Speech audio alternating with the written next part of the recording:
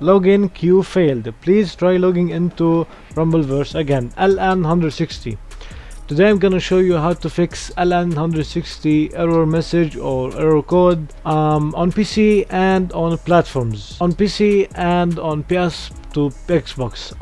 First, all you have to do is sign out from your account, then sign in again, put your email and password. Now after you sign in again, all you have to do is launch the game. Alright, that is for PC users. Now if you're on console, all you have to do is go to Epic Games Store, go to your account, scroll down to connections, go to accounts, and then disconnect on your Xbox or PSN, then reconnect again and restart your platform. That's how you fix it on both PC and consoles. Thank you so much for joining. Let me see if it worked or not.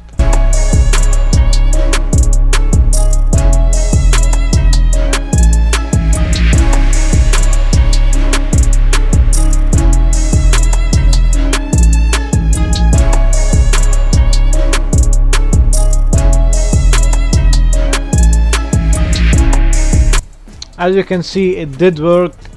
Thank you so much for joining. Make sure to use code HB2 on the item shop if you want to support me, and see you in the next video. Bye bye.